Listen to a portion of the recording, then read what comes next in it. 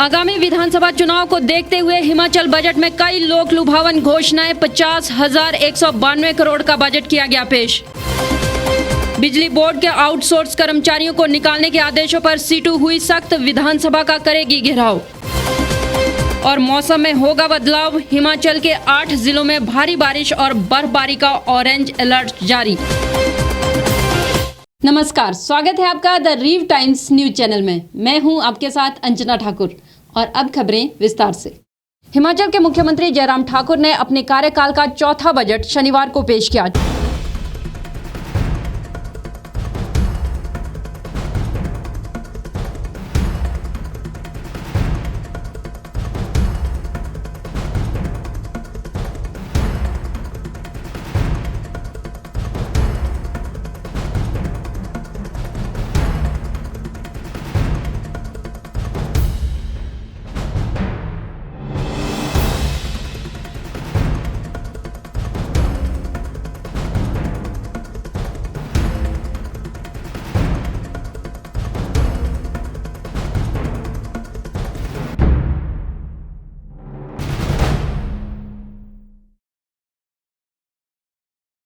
वित्तीय वर्ष 2021-2022 के लिए बजट अनुमान। अब माननीय मुख्यमंत्री वर्ष 2021-2022 के बजट अनुमानों वार्षिक वित्तीय विवरण को सदन में प्रस्तुत करेंगे। माननीय मुख्यमंत्री महोदय। 1463 करोड़ के अनुमानित घाटे के साथ इस बार 50,192 करोड़ का बजट पेश किया गया है। बजट में कृषि, बागवानी और स्वास्थ्य समेत शिक्षा क्षेत्र का बजट बढ़ाने की बात कही गई है, तो वहीं अलग अलग विभागों में कर्मियों का मानदेय बढ़ाने की घोषणा भी बजट में की गई। इसके अलावा खिलौना क्लस्टर, स्वर्ण जयंती नारी संबल योजना और स्वर्ण जयंती समृद्ध बागवान योजना समेत कई नई घोषणाएं भी इस बजट में की गई है। वहीं वर्ष 2021-22 में विभिन्न विभागों में करीब 30,000 पदों को भरने की घोषणा बजट में मुख्यमंत्री ने की है। विधायक प्राथमिकता में भी इस बार बढ़ोतरी की गई है। माननीय अध्यक्ष महोदय, मैं आपकी अनुमति से वर्ष 2021-22 का बजट प्रस्तुत करता हूं। संसाधनों के बेहतर उपयोग के लिए और विभिन्न योजनाओं के प्रभावी बनाने के लिए हमारी सरकार ने बहुत समय से चली आ रही कुछ योजनाओं का युक्तिकरण किया है। 2021-22 में इस कार्य को पूरा करने का लक्ष्य रखा गया है। सदी के सबसे गंभीर संकट के बावजूद 15वें वित्त आयोग की 2020-21 की रिपोर्ट में हिमाचल प्रदेश के लिए समुचित अनुदान की व्यवस्था की गई है। मैं भारत सरकार तथा 15वें वित्त आयोग का प्रदेश की जनता की ओर से आभार व्यक्त करता हूं। केंद्र सरकार ने हिमाचल प्रदेश को 2 किस्तों में 450 करोड़ रुपए का ब्याज रहित ऋण प्रदान किया है। इस ऋण का भुगतान 50 वर्षों के बाद किया जाएगा। यह एक अत्यंत महत्वपूर्ण वित्तीय सहायता है, जिसके लिए हम केंद्र सरकार का धन्यवाद करते हैं। मुख्यमंत्री जयराम ठाकुर ने बजट में लगभग हर क्षेत्र के लिए कुछ प्रावधान किए। इसमें मानदेय लेने वाले विभिन्न स्तर के कर्मचारियों के मानदेय में 300 से 500 तक की बढ़ोतरी की घोषणा की गई, तो वहीं उनको भरने और नए पद सृजन की भी बात की गई है। औद्योगिक कौशल विकास भत्ता योजना 2018 के अंतर्गत प्रदेश के युवा अब अपना पंजीकरण ऑनलाइन करवा सकेंगे। इन अभ्यर्थियों के लिए काउंसलिंग प्रोग्राम भी शुरू किया जाएगा। मेरी सरकार इन भत्तों पर 100 करोड़ रुपए खर्च करेगी। रोजगार मेलों व कैंपस साक्षात्कारों के माध्यम से 7,000 लोगों को निजी उद्योगों में नियुक्तियां दिलवाई जाएंगी। अध्यक्ष महोदय, मेरी सरकार इस योजना के तहत बेरोजगार युवकों एवं युवतियों को सभी चिन्हित मार्गों पर रियायती कर दरों पर परमिट देने का प्रावधान करेगी। इसके अलावा इस बार पहली बार प्रदेश के खिलौना उद्योग को बढ़ावा देने के लिए खिलौना क्लस्टर को स्थापित करने की बात भी हुई है। 1 डिस्ट्रिक्ट 1 प्रोडक्ट कार्यक्रम के अंतर्गत प्रदेश के सभी 12 जिलों के लिए वहां की संभावनाओं के अनुरूप एक उत्पाद स्वीकृत कर दिया गया है। खिलौना निर्माण उद्योग के विकास पर बल दे रही है। इस सेक्टर को प्रदेश में विकसित करने के लिए मैं प्रदेश के खिलौना निर्माण क्लस्टर स्थापित करने का प्रस्ताव रखता हूं। उद्योग विभाग तथा राज्य हथकरघा व हस्तशिल्प निगम के सहयोग से 2 क्लस्टर 2021-22 में स्थापित किए जाएंगे। कांगड़ा स्थित भारतीय फैशन तकनीक संस्थान की विशेषज्ञ सेवाएं भी इसके लिए ली जाएंगी। अध्यक्ष महोदय, खेल के बुनियादी ढांचे के विकास के लिए मुख्यमंत्री युवा खेल प्रोत्साहन योजना इस वर्ष भी जारी रहेगी और इस पर 10 करोड़ 22 लाख रुपए खर्च किए जाएंगे। शिक्षा क्षेत्र के लिए 2021-2022 में 8,024 करोड़ रुपए का प्रावधान किया गया है। शिक्षा के क्षेत्र में कई बड़े सुधार करने की बात कही गई है, जिसमें ऑनलाइन और ऑफलाइन शिक्षा को बढ़ावा दिया जाएगा। इसके अलावा एसएमसी शिक्षकों के प्रतिमाह मानदेय को 500 रुपए बढ़ाने की घोषणा भी की गई है। आउटसोर्स आईटी शिक्षकों का प्रतिमाह मानदेय भी 500 रुपए बढ़ाने की घोषणा हुई। मिड डे मील कर्मियों और वाटर कैरियर का प्रतिमाह मानदेय 300 रुपए बढ़ाने की घोषणा हुई। हमने शिक्षा को एक नई दिशा देने का प्रयास किया तथा गुणवत्ता को केंद्र बिंदु बनाया। इस संदर्भ में 3 योजनाओं का विशेष रूप से उल्लेख करना चाहूंगा। स्वर्ण जयंती ज्ञानोदय क्लस्टर श्रेष्ठ विद्यालय योजना, स्वर्ण जयंती उत्कृष्ट विद्यालय योजना तथा महाविद्यालयों के लिए उत्कृष्ट योजना। आगामी वर्ष में इन तीनों योजनाओं के अंतर्गत क्रमशः 100 क्लस्टर स्कूल, 68 वरिष्ठ माध्यमिक स्कूल और 9 महाविद्यालय शामिल किए जाएंगे। इन स्कूलों में आवश्यक आधुनिक सुविधाओं तथा अध्यापकों की उपलब्धता सुनिश्चित की जाएगी। मैं 2021-22 में इन तीनों योजनाओं के लिए 63 करोड़ रुपए का बजट प्रावधान प्रस्तावित करता हूं। तीसरी, 5वीं, 8वीं कक्षाओं के लिए परीक्षा अनिवार्य कर दी जाएगी। स्पोकन इंग्लिश कोर्स शुरू किए जाएंगे। शतरंज के खेल को बच्चों में प्रोत्साहित किया जाएगा। खेलों में भाग लेने वाले खिलाड़ियों की डाइट मनी दुगनी करने की भी घोषणा हुई है। अध्यक्ष महोदय, हिमाचल प्रदेश राष्ट्रीय शिक्षा नीति 2020 का स्वागत करती है।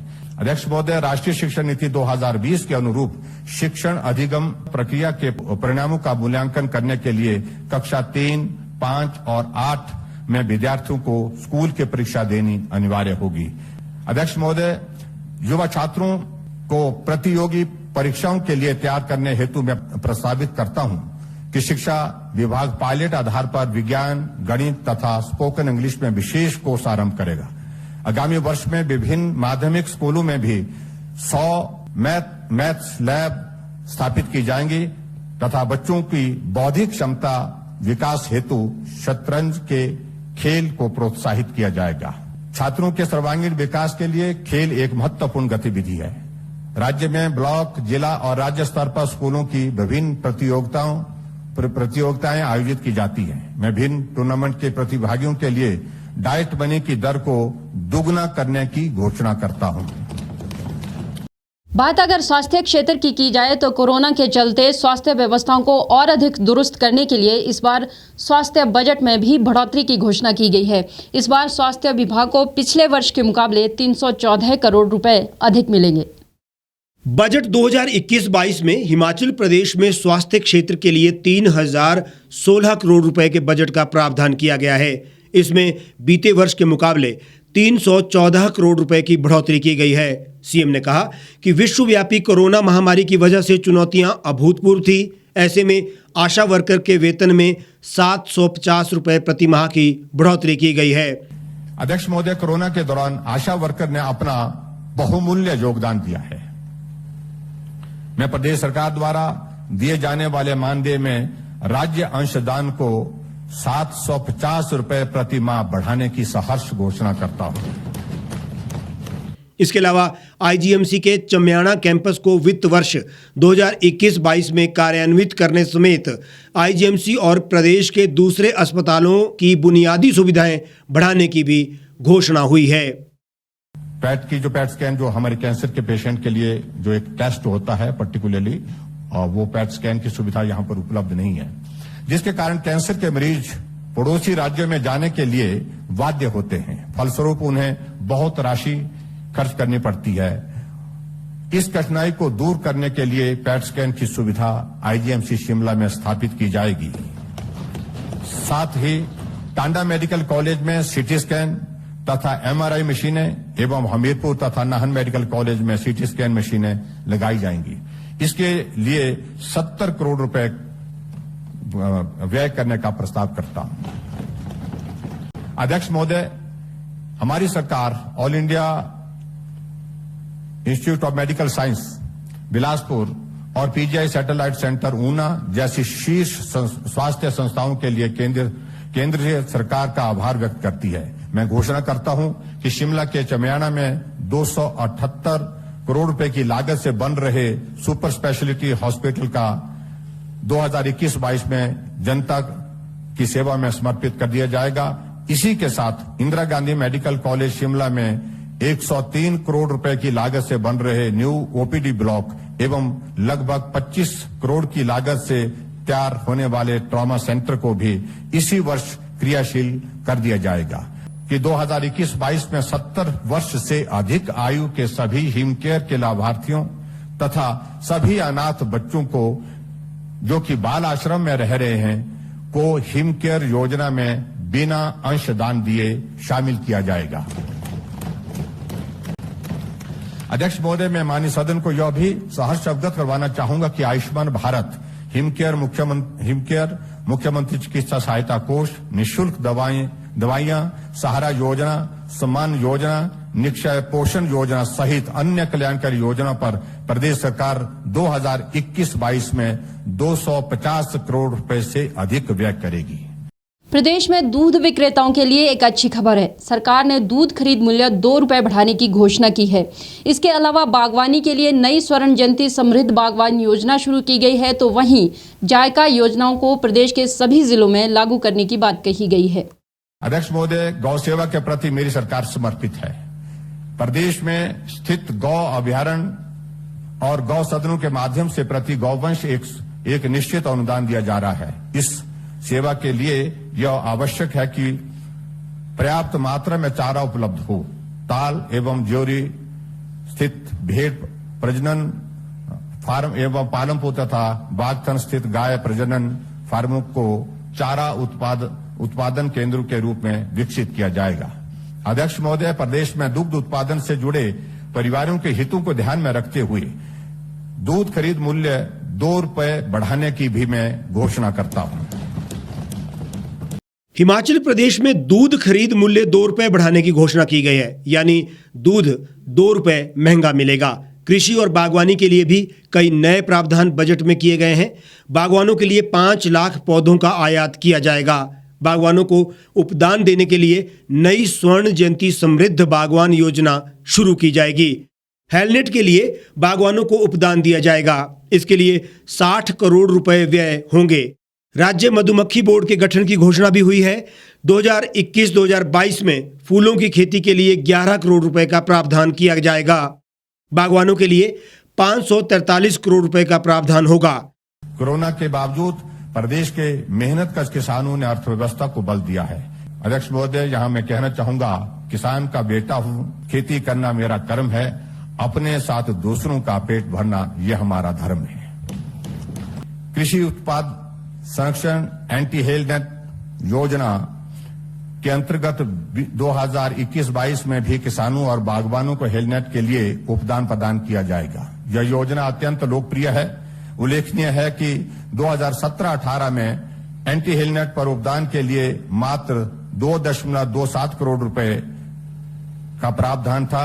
पिछले 3 वर्षों में हमारी सरकार द्वारा इस योजना के दायरे को बढ़ाया गया। आगामी वर्ष के दौरान इसके लिए 60 करोड़ रुपए व्यय किए जाएंगे, जो 2020-21 से 10 करोड़ अधिक हैं।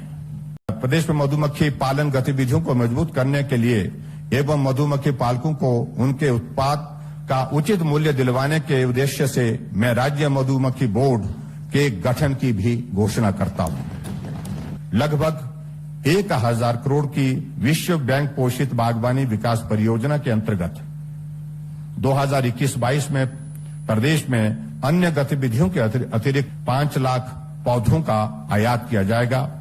200 जल उपभोक्ता संगठनों के माध्यम से 8000 हेक्टेयर पर कमांड एरिया डेवलपमेंट के लिए सिंचाई संबंधित कार्य किए जाएंगे।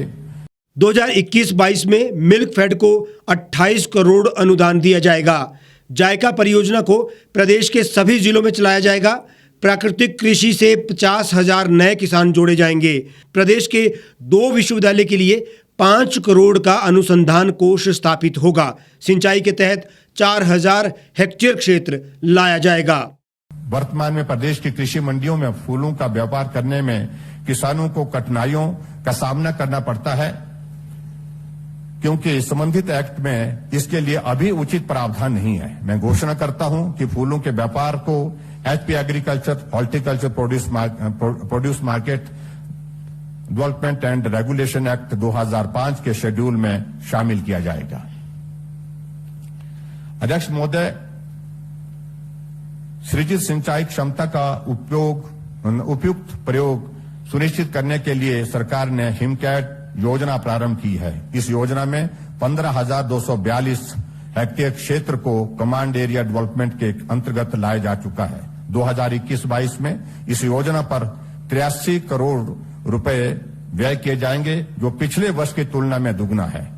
इन परिव्ययों की सहायता से 4,000 हेक्टेयर क्षेत्र को सिंचाई सुविधा उपलब्ध करवाई जाएगी। प्रदेश के 5 जिलों में जापान की सहायता से चलाई जा रही जायका परियोजना के अंतर्गत के पहले चरण में सफलता को देखते हुए इसके दूसरे चरण को सभी 12 जिलों में चलाया जाएगा।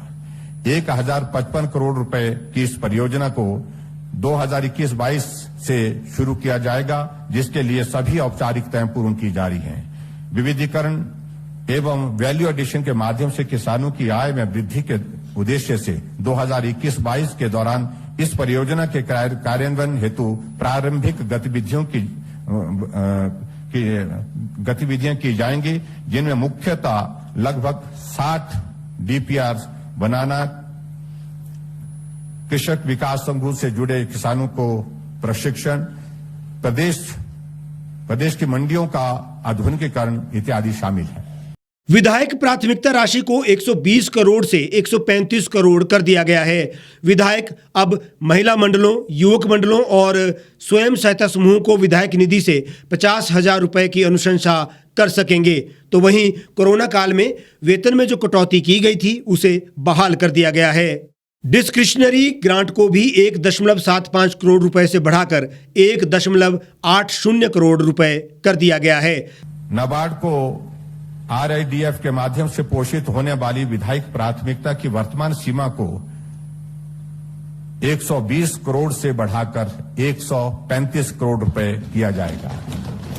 अध्यक्ष महोदय, विधायक क्षेत्र विकास निधि के अंतर्गत विकट वित्तीय परिस्थितियों के दृष्टिगत जारी की जाने वाली राशि को अप्रैल 2020 में सस्पेंड कर दिया गया था।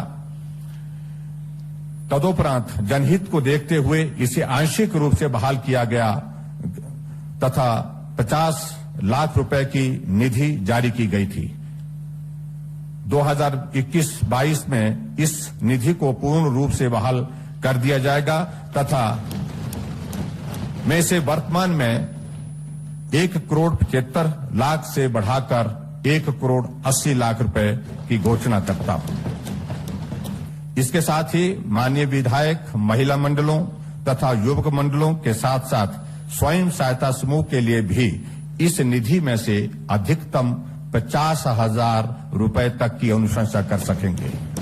इसके लिए आवश्यक दिशा निर्देश जारी किए जाएंगे। इसके साथ ही क्लास 1 और क्लास 2 कर्मचारियों को अपनी संपत्ति का ब्यौरा सरकार को देना होगा। हिमाचल प्रदेश में साल 2021-2022 के लिए सभी क्लास 1 कर्मचारियों को अपनी संपत्ति और आय का ब्यौरा सरकार को देना अनिवार्य होगा। सरकारी अधिकारियों की संपत्ति से जुड़ी सूचना में पारदर्शिता लाने के लिए 2021-22 से सभी क्लास 1 एवं क्लास 2 अधिकारियों को अपनी संपत्ति का ब्यौरा वार्षिक आधार पर अनिवार्य रूप से ऑनलाइन भरना होगा। बजट पेश होने के बाद इधर विपक्ष ने इस बजट को झूठ और बातों का पुलिंदा बताते हुए कहा कि ये बजट प्रदेशवासियों के लिए सिर्फ निराशा लेकर ही आया है। You have to change your strategy. आपको रणनीति बदलनी है और रणनीति बदलनी है जो मेजॉरिटी जनता हिमाचल प्रदेश की है, उसकी आय को कैसे बढ़ाओगे आप? That is the main question. आपने कुछ नहीं बोला। कि किसान की आय कैसे बढ़ाएंगे, आपने कुछ नहीं बोला कि बागवान की आय कैसे बढ़ाएंगे। That is the majority section in Himachal Pradesh. आप उसके बारे में वो गोल मोल बात को कर वो बजट आपने पेश कर दिया है और तालियां आपको डट के पड़ गई है।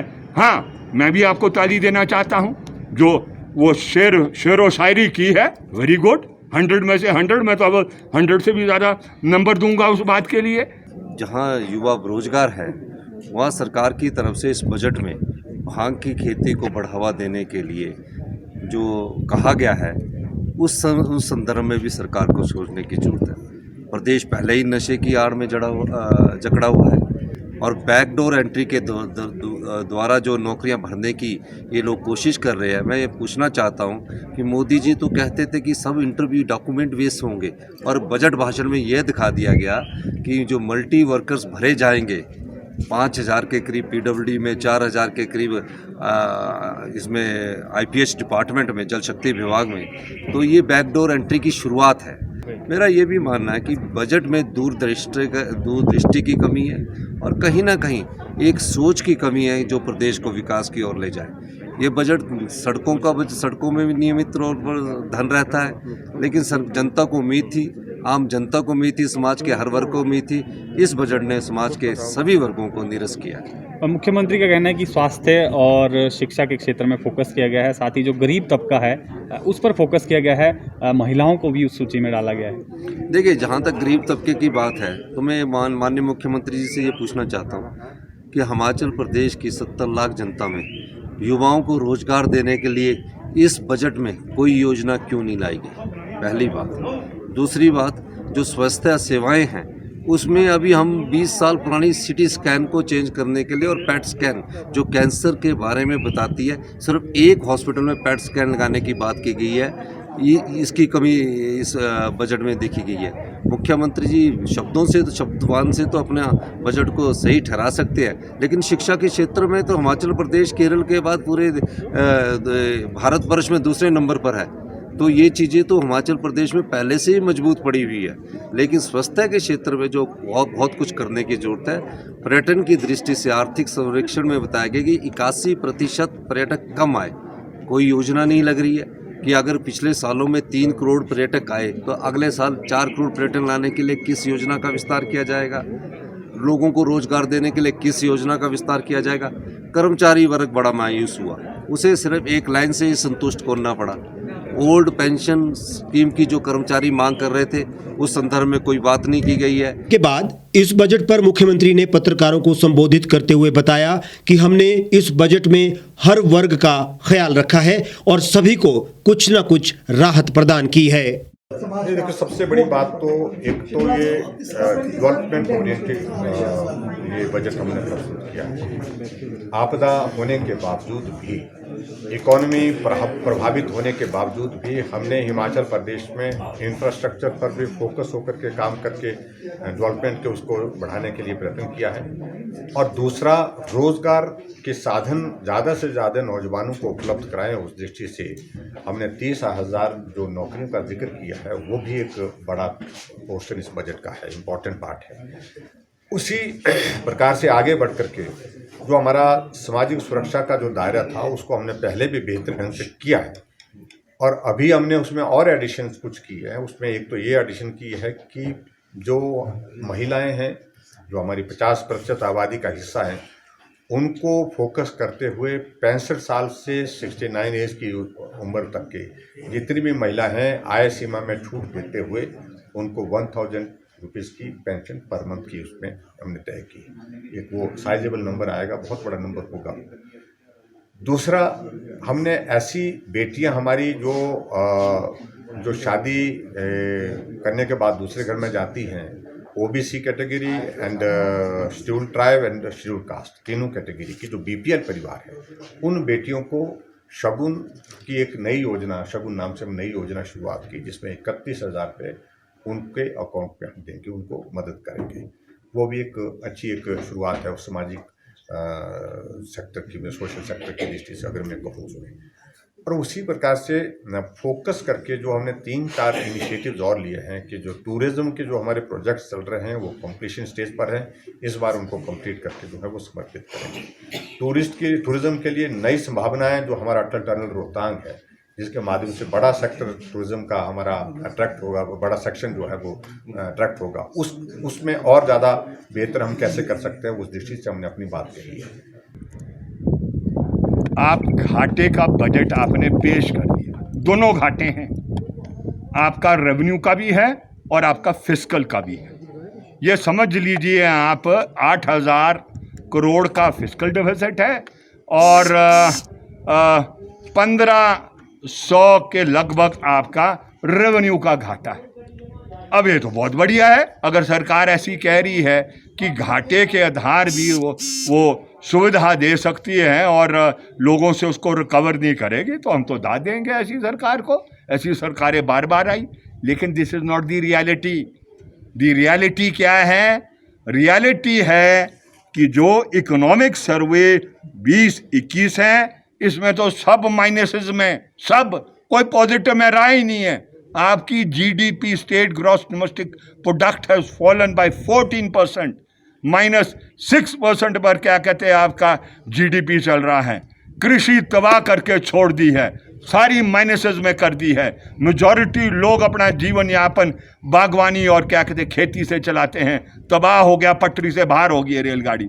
इसी तरह से जो हर क्षेत्र में ओवरऑल डेवलपमेंट के लिए जो समाज के हमारे हर वर्ग है, चाहे मजदूर है, मजदूर की दिहाड़ी 220 रुपये थी जब हम सत्ता में आए, आज वो 300 रुपये तक पहुंच गई, 300 रुपये तक पहुंच गई। तो एक साइजेबल इंक्रीज, जिसको हम कह सकते हैं कि भाई मजदूरों के लिए सबसे निम्न वर्ग का वही होता है जो अपनी दिहाड़ी कमा करके जो अपने परिवार का पालन पोषण करता है।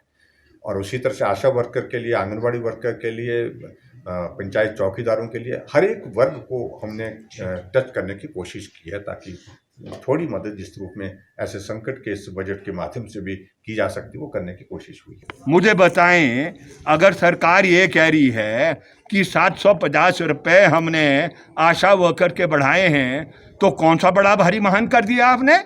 फील्ड में एक किस्म से सिर्फ आशा वर्कर थी, सुबह से शाम काम करती है और न्यूनतम वेतन भी नहीं आप उसको दे रहे हैं। 350 आपने उसका बढ़ा दिया, आंगनवाड़ी का बढ़ा दिया, कुछ आपने डेली वेज का बढ़ा दिया। मुद्रास्फीति कहाँ है आपकी? 5.6 पर मुद्रास्फीति है, वो तो आप न्यूट्रलाइज कर रहे हैं उसको, जो महंगाई है उसको न्यूट्रलाइज कर रहे हैं। तो आपने दिया कुछ नहीं, आपने लिया है। तो मैं तो ये कहना चाहता हूँ, पुरानी गाड़ी कबाड़ी से पकड़ी है, बाहर से बढ़िया सा पेंट कर दिया है, पेंट वाले बढ़िया मिलते हैं आजकल, चमकदार है, इंजन भी पुराना टूटा हुआ, ब्रेक भी नहीं, एक्सेलेटर भी नहीं, और कह दिया लोगों को इस गाड़ी को चलाओ, तो आप भी चलाएंगे तो क्या होगा? एक्सीडेंट 100% होने वाला है। ऐसी गाड़ी अगर आप चलाओगे तो ये बजट के हाल है। यही मैं कहना चाहता हूँ। ये काल्पनिक बातें हैं सारी, असली बातें आपके इकोनॉमिक सर्वे में दी है। मुख्यमंत्री जयराम ठाकुर ने जिस तरह से आने वाले 2 सालों के भीतर कई नई योजनाएं चलाने की बात की, मानदेय बढ़ाने की बात की और 30,000 लोगों को रोजगार देने की बात बजट में की है, उससे साफ है कि कहीं ना कहीं इस बजट के जरिए वर्ष 2022 में होने वाले विधानसभा चुनावों के लिए जमीन तैयार करने की कोशिश की गई है। सीटू राज्य कमेटी हिमाचल प्रदेश ने बिजली बोर्ड में मेंटेनेंस गैंग के रूप में कार्यरत लगभग 1400 आउटसोर्स कर्मचारियों को नौकरी से निकालने के प्रदेश सरकार और बिजली बोर्ड प्रबंधन के आदेश की कड़ी निंदा की है। उन्होंने इसे तानाशाही कदम करार दिया है और सीटू ने ऐलान किया है कि इन कर्मियों को बहाल करने और अन्य मांगों को लेकर प्रदेश भर के हजारों मजदूर 17 मार्च को विधानसभा पर हल्ला बोलेंगे और मुख्यमंत्री से इस मसले को उठाएंगे। आउटसोर्स के रूप में जो लोग काम कर रहे हैं उनको रेगुलर किया जाना चाहिए और किसी भी कर्मचारी को बेवजह बिना मतलब जो है नौकरी से नहीं निकाला जाना चाहिए। इस बात को लेकर जो है हम 17 मार्च को विधानसभा के अंदर जो है विधानसभा परिसर में हजारों मजदूर इकट्ठे होने वाले। इस बाबत सीटू प्रदेशाध्यक्ष विजेंद्र मेहरा ने कहा कि प्रदेश सरकार और बिजली बोर्ड प्रबंधन द्वारा मात्र एक आदेश जारी करके 1400 आउटसोर्स कर्मियों को नौकरी से बाहर का रास्ता दिखाना बहुत ही गंभीर चिंता का विषय है और मानवीय संवेदनहीनता भी।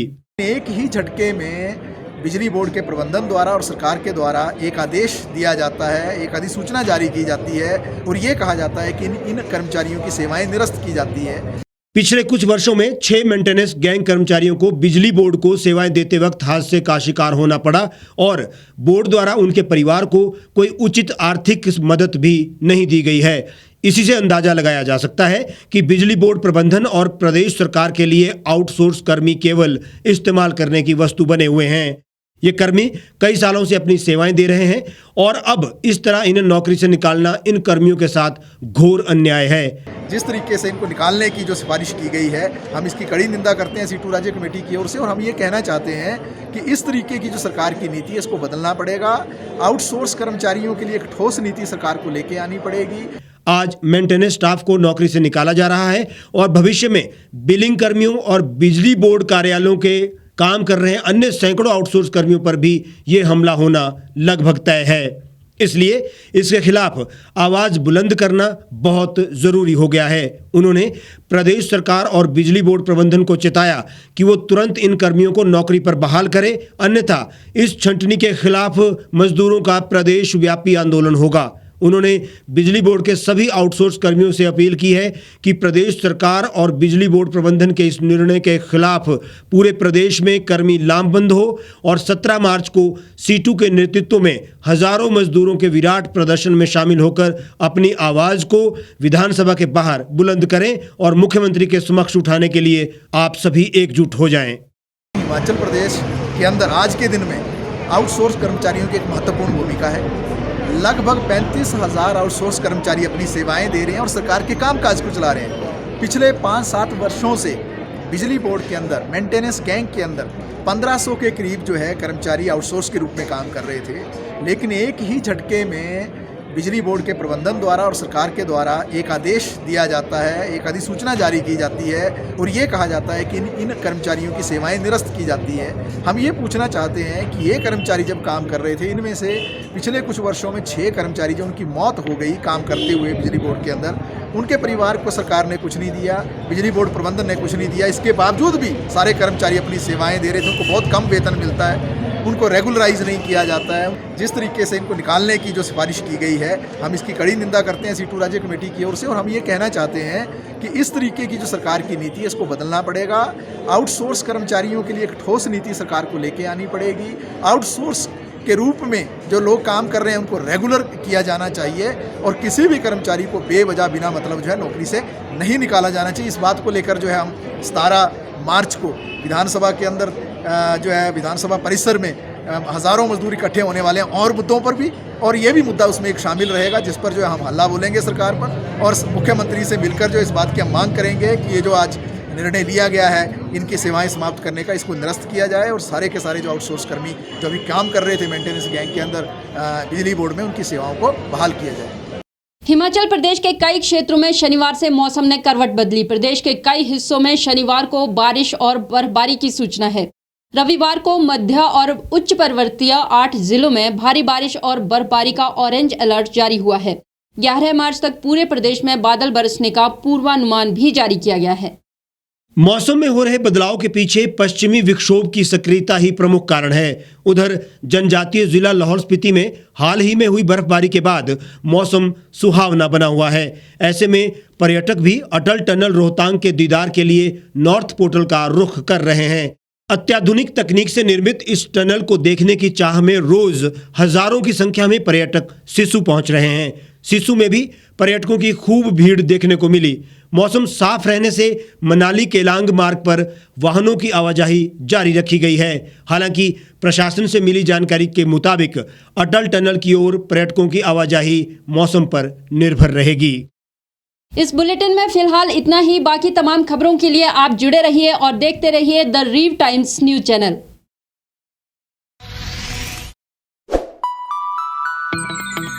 खबरों में बने रहने के लिए सब्सक्राइब करें द रीव टाइम्स। लाइक और शेयर करना ना भूलें। एक छत के नीचे सुविधाओं का अब उठाएं लाभ। रीव ई मार्ट में अब पाएं अपनी रसोई के लिए गुणवत्ता और सस्ते दामों पर राशन सामग्री। दालें हो या हो मसाले, आपका किचन ई मार्ट संभाले। उच्च गुणवत्ता और दामों में बेहतरीन रीव ई मार्ट में पधारें और पाएं अपनी पसंद के सभी उत्पाद, या फिर करें ऑनलाइन ऑर्डर और पाएं घर द्वार पर ही सुविधा। आज ही संपर्क करें फोन नंबर 8219694079 पर, बाईपास रोड, शनान, संजौली, शिमला। गांव की चौपालों से लेकर संसद के गलियारों तक, गृहिणी के चूल्हे से लेकर निवेश और बाजारों तक, किसानों के हाल से लेकर खेत और खलिहानों तक, शिक्षा और स्वास्थ्य से लेकर खेल के मैदानों तक, संसद के प्रधान से लेकर पंचायत के पंच तक, सेंट्रल हॉल से लेकर ग्राम सभा के मंच तक, हर खबर पर रहेगी हमारी पैनी नजर।